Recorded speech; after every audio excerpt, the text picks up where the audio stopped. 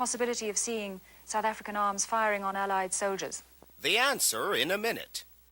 Global Vision presents the television news magazine of Southern Africa. News. Views. Frontline Focus. In-depth analysis. Covering the coverage. Cultural features. This week, South Africa Now reports these stories. Stay! The war in the Persian Gulf is having an impact in South Africa, too, with the government and various liberation movements taking sides. We'll have a report. As far as the South African government is concerned, we fully support the United States of America. Meet Gwen Lister, a Namibian journalist who was targeted for death by a South African hit squad. They were to have murdered her by poisoning her toothpaste. It's a shocking story. The way he planned to do this was through poisoning, either of sanitary ware or toothpaste. And in our culture segment, a visit to the Market Theater, an interracial oasis for years. We'll meet artistic director Barney Simon. A lot of my work has to do with sending blacks and whites into the streets, into the law courts, to look, to come back, to report. And together we make pieces about the world that we live in. All of these stories and more this week on South Africa Now. But first, the uncensored news with Mweli Mzizi and Fana Kekana. Dumelang. The war in the Persian Gulf has the attention of all Americans, but South Africans are watching too, with political movements there debating its causes and consequences. We have this report from Phillip Tomlinson. Ever since the UN set its January 15th deadline for the withdrawal of Iraq from Kuwait, the US and its allies have had the solid backing of the South African government, with a strong statement of endorsement for US military operations. As far as the South African government is concerned, we fully support the United States of America and its coalition partners.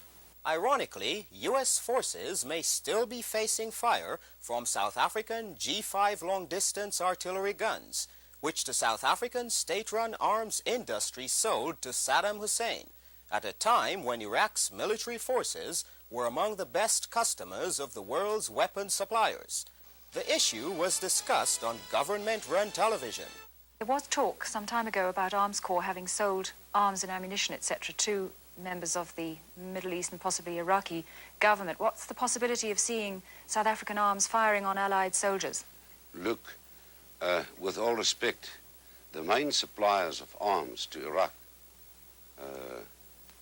were the Soviet Union, France, European countries.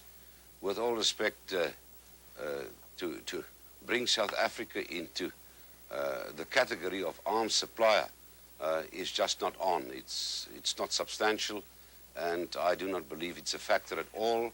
The one sale that South Africa made to Iraq was that of G5 howitzer mobile cannons, which are the most sophisticated and the most versatile mobile cannons. And there's no doubt about the fact that these G5s are on the front line of Iraq's arsenal in the war against the Allied forces at the moment. Foreign Minister Botha and President Bush's Under-Secretary of State for Africa, Herman Cohen, reportedly discussed the possibility of South Africa regaining its strategic importance to military planners if, for some reason, the Suez Canal is closed down and world shipping is rerouted around the tip of Africa. But beyond this, Botha said the war could be devastating to the South African economy. I believe if there is to be a sharp, substantial increase, sudden increase in the price of petrol, of oil, that would affect our economic growth very adversely, that it would stimulate inflation at a time that we were getting it under control. And what of South Africa's liberation movements? The African National Congress, which has condemned Iraq's occupation of Kuwait, has also expressed opposition to the US and Allied invasion, calling for the withdrawal of all foreign forces from the Gulf.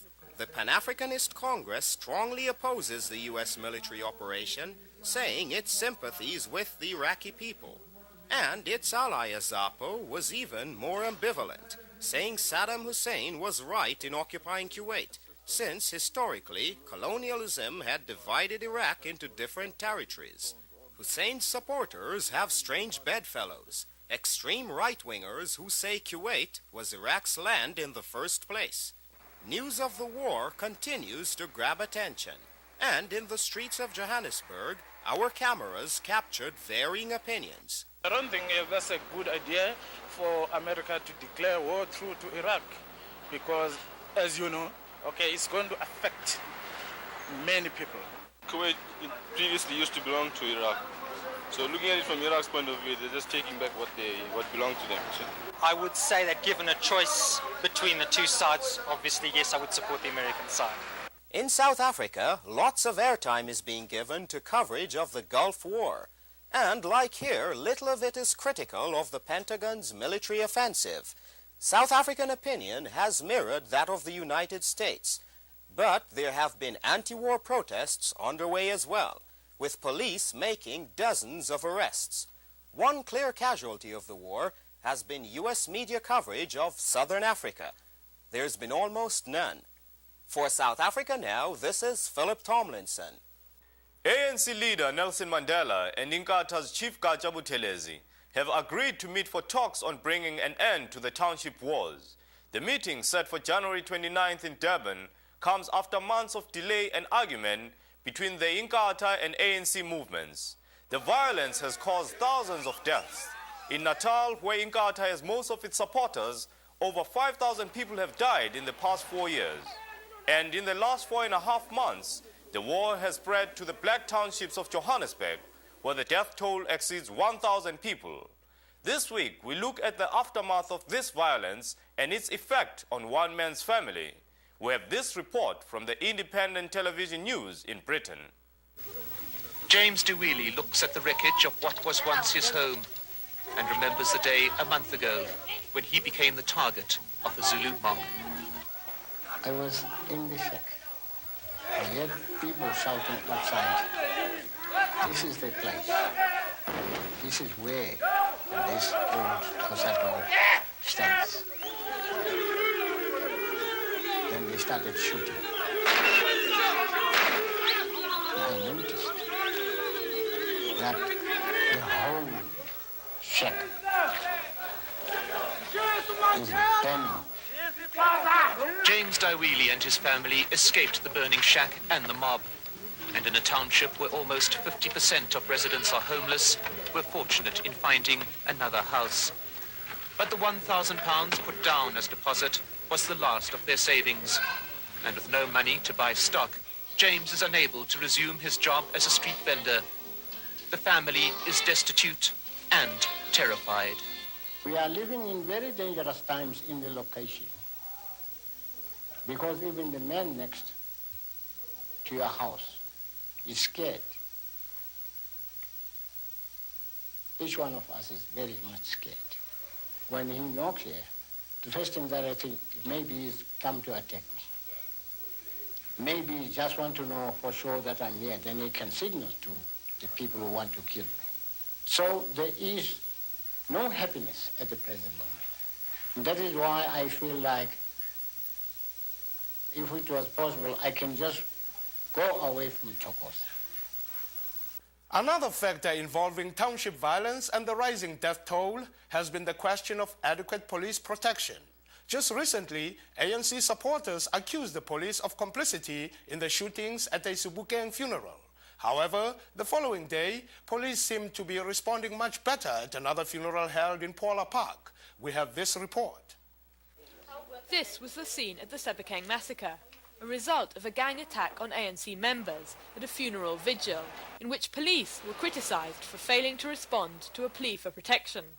The ANC issued this statement: "This massacre could have been prevented. The failure of the police in this regard leads to a further loss of confidence in the police." Perhaps in response, a day later, at a similar funeral held in Fola Park, the police were out in force. There was no violence. The South African Defence Force have been here. They have been doing their best together with the South African police. Yes, the police are now disciplined. Yes, they are now trying to discipline themselves. The South African police have long denied charges that they've been responsible for township violence. By their professional conduct at Prola Park, a new message seems to be getting through to local leaders. I think the police now feel a little bit responsible, that they must be there when some things happen, especially during funerals, so that they are not blamed, and maybe to make sure that the attackers do not come. For South Africa Now, this is Emily Kasriel reporting. There is more news on the hit squad, this time in Namibia. Joseph Diescho has details in our Frontline Focus.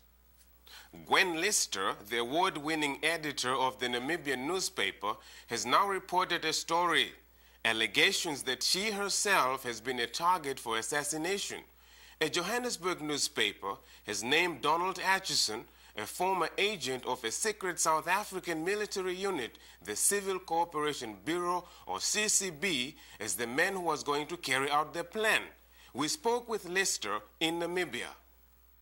He said instead that he had been sent to Namibia to eliminate myself, and the way he planned to do this was through poisoning either of sanitary ware or toothpaste, and that he had in fact been in my home in order to see how he could achieve this. At the last minute, the plan against Lister was dropped. Instead, Namibian lawyer Anton Lubowski, then a leader of SWAPO, became the target of the hit squad attack. He was assassinated more conventionally outside his home in September 1989. Well, at one stage I could say that, death threats became a way of life. They were mostly telephonic from anonymous people. Also a lot of mysterious pamphlets. That one learned really to live with it, but this is the first time I think that I'm able to put a face to the person who in fact was or planned to take my life. Lister now knows the name, but ex-agent Atchison is still at large and reportedly in hiding, claiming the CCB will try to kill him because of his revelations. The Star reports that the South African government is trying to obtain a sworn statement from Atchison. Atchison is not alone in believing that the hit squads are still in operation. Michael Lapsley, the Zimbabwean priest who lost an eye and both hands when a letter bomb exploded at his home less than a year ago, has said that the death squads are still at work in the frontline states. I do hope that Atchison's revelations on the CCB, which was somewhat closed by the Harms Commission in South Africa, will now reopen the investigation into the Lubowski assassination so that Namibians can, once and for all, know what happened in that particular case and the people who were responsible brought to justice. Meanwhile, in the latest development in the hit squad story, the ruling of a South African judge points to police involvement in political assassinations, completely contradicting the findings of the government-sponsored Harms Commission, which gave the police a clean bill of health. The judge ruled in favor of two newspapers, the Vrye Weekblad and the Weekly Mail, who were being sued by an army general, charging that the newspapers defamed him for alleging that he provided poison to police death squads. We spoke with the editor of the Vrye Weekblad, Max du Preez, while the case was in progress. The moral victory is ours because through the evidence it's come out again, new evidence that didn't come out in the Harms Commission, that there were indeed these kind of things, hit squads inside the country killing activists and also in neighboring states. For South Africa Now, this is Joseph Diescho reporting. You're watching South Africa Now, the television news magazine that goes behind the headlines. We have an interview this week with an American author and journalist whose new book, The Mirror at Midnight, offers a personal and incisive report on South Africa. Adam Hochschild, the founder of Mother Jones magazine, grew up in a family with extensive investments in Southern Africa's mining interests. He spoke with us recently about his experiences and impressions, putting into perspective some of the issues which South Africa Now regularly covers. We in the United States would like to believe that the situation is as simple as it appeared to be in the American South 30 years ago. The problem in South Africa goes far deeper than formal official segregation in public facilities and so on. Meet Adam Hochschild, whose new book translates South Africa's complex realities into terms Americans can relate to. If South Africa adopted the entire United States Constitution, lock, stock, and barrel tomorrow, it still wouldn't solve the fundamental economic inequalities. The average white person in South Africa has 10 times the salary of the average black African. And you're still going to have, you know, white people with lawns and swimming pools and beautiful gardens and so forth living right next door, right across a barbed wire fence from blacks who are living in shanty towns with homes made out of tin and cardboard and scraps of old lumber and pieces of old automobile doors and so forth. That's the real problem. Hochschild calls his book The Mirror at Midnight, because in looking at South Africa's past, he sees a reflection of the history of America. We forget that our country, like South Africa, is founded upon conquest. The boundaries of modern South Africa were staked out 150 years ago by white Afrikaners who piled into their ox wagons and set off for the country's interior and fought numerous battles against the indigenous people who were there first. Exactly the same thing was happening in the American West at exactly the same time. Hochschild does not only focus on analogies from the past. He sees parallels between South Africa and the U.S. in the present. Our standard of living, the fruit that we eat, the chips in our computers, the clothes that we wear, are very often picked or manufactured or woven somewhere in the third world by people being paid, 50 cents an hour, $1 an hour, if that. And we are benefiting from our economic relationship to the third world, but we don't see it because the countries where these fruits or computer chips or clothing comes from are often, an ocean or even several oceans away. But in South Africa, you have the first world and the third world right next to each other.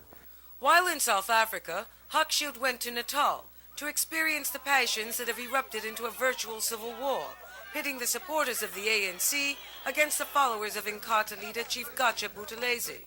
Hochschild compares the governing style of the KwaZulu Bantustan leader with the practices of a former mayor of Chicago. Buthelezi is very much a sort of a Mayor Daley figure. His party, which is sort of half political party, half militia, the Inkatha movement, has every seat in the sort of rubber stamp legislative assembly of KwaZulu. And he has been quite open in saying that membership in Inkatha is taken into account when promotions are made in the KwaZulu civil service. But this includes everybody from hospital administrators to school teachers to policemen. As a white American visitor, Hochschild seemed particularly impressed by the lack of racial hatred in the black community. I've been in South Africa now half a dozen times over the course of about 30 years, and I can only recall one occasion when a black person ever made what I would call a racist remark towards me. It is absolutely astounding to me, given what black South Africans have suffered, and I've talked to people who've been victims of police torture. I've seen scars on their bodies many times. It's astounding to me that there is not a kind of anti-white racism that one would expect to grow up after all this experience. Hochschild credits the tolerance of South African blacks to the sacrifices made by many white activists as part of the anti-apartheid movement. In 1982, Neil Agate, a white labor organizer who worked for a black union, was tortured to death by the security police. The largest mass demonstration in 20 years occurred in Johannesburg at the time of his death. 20,000 Africans marched through the streets of Johannesburg without a permit, an incredibly risky, dangerous thing to do, which hadn't been done for 20 years. 500,000 workers all over the country put down their tools for half an hour to mark his death. This was honoring a white man. Ultimately, Hochschild shares the optimism of many for a non-racial South Africa. However, he writes graphically about the fears still imprisoning many white South Africans. We asked him to share a passage from The Mirror at Midnight. If South Africa ever runs out of gold, it can export burglar alarms. In the Johannesburg Yellow Pages, a full 60 pages are devoted to alarms, locks, security services, or fencing. The South African private security business employs more than 250,000 people. You can hire guards ranging from super cops, who wear uniforms like the California police on TV, to German special security advisors, whose insignia has an imperial eagle and something that looks like a Nazi SS symbol. Most cars seem to have some sort of burglar alarm or security lock. On windless nights, the part of town around my hotel echoes with the sound of all these car alarms going off by mistake, an erratic symphony of warnings in a society on edge. The alarms are in the white areas only, however, for I see and hear none of them when I stay overnight at a friend's house in Soweto. You're watching South Africa Now. Coming up next, our culture segment, featuring the best music, film, drama, and artistic expression from Southern Africa. In our culture segment this week, we meet the man behind the Market Theatre in Johannesburg, a multiracial company which has been producing innovative and experimental works for the last 15 years. Barney Simon has been a co-director at the Market and takes a cultural approach to the issues of the country.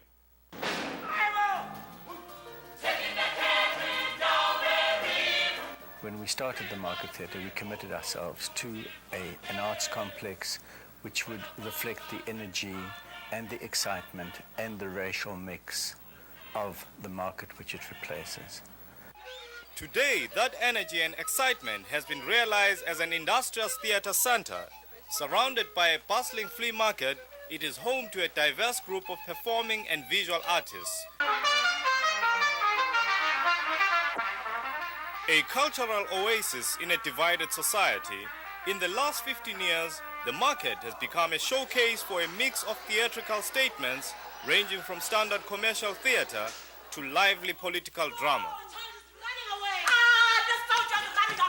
Oh, please, don't shoot. Oh, please, don't shoot. I've never censored myself when I've set out to do a piece of work. I've never thought, well, maybe we'll be banned. We've always risked. We've always said what we wanted to say and done it. Oh, my dear friends, who ever thought it possible? In the new South Africa, we are now entertaining ex-terrorists and former jailbirds. Some of my best friends now have black friends. The Market Theatre has been a major source of provocation on this level, making South Africans of all racial categories think and feel about the situation. And another van was coming behind it, full of students, singing.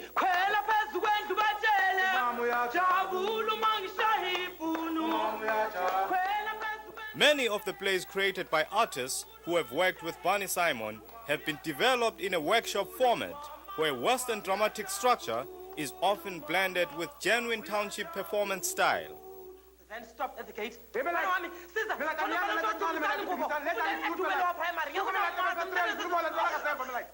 One of the trademarks of South African township theatre includes direct interaction with the audience.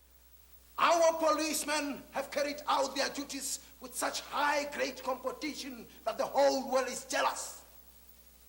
Yeah, the whole world hates South Africa today because of the clever ways in which our policemen know just how and when to prevent crime and other disturbances from going too far.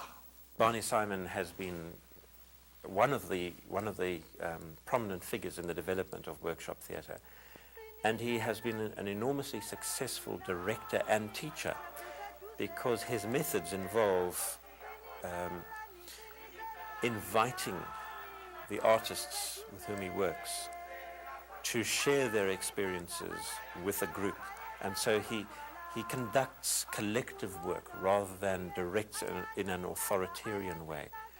A lot of my work has to do with sending blacks and whites into the streets, into the law courts, to look, to understand, to come back, to report, and together we make pieces about the world that we live in. It's not a question of sitting down and imagining things. Go to the people, talk to the people. They've got stories to tell. For us to be able to evolve a story, it is the people in the streets. that have got stories to tell.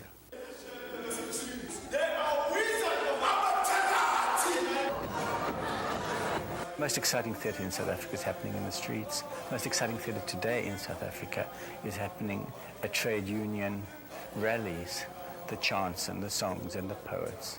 The land is the key to social order, and the people, the tradition of no surrender is the name of the game to total emancipation. The tradition of no give up is the name of the game to people's power. That's our show for this week. If you're interested in any of the issues we cover, send a self-addressed stamped envelope to South Africa Now, P.O. Box 1907, Canal Street Station, New York, New York 10013. South Africa Now is produced by Global Vision on a non-profit basis in association with the Africa Fund, a tax-exempt organization providing assistance and relief to victims of apartheid. On behalf of everyone on South Africa Now, I'm Fana D. Kekana. See you next week. Mandela in America. The new 90-minute video can be ordered from South Africa Now for $25, which includes postage and handling. Write to South Africa Now, Post Office Box 1907, Canal Street Station, New York, New York 10013. A portion of the proceeds will help fund South Africa Now.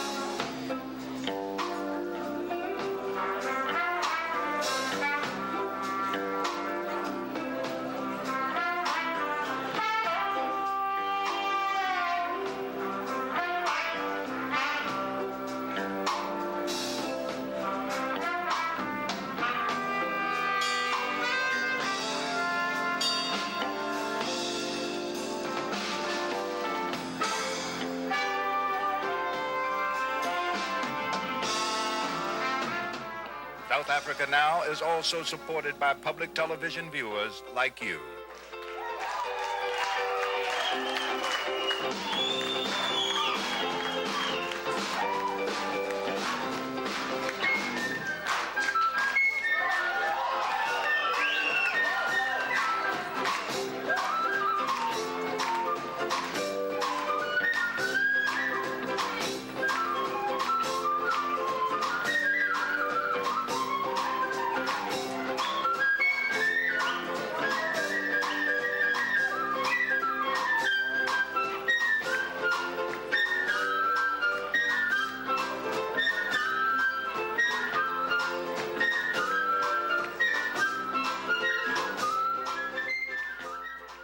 Transcripts of this program are available for $4.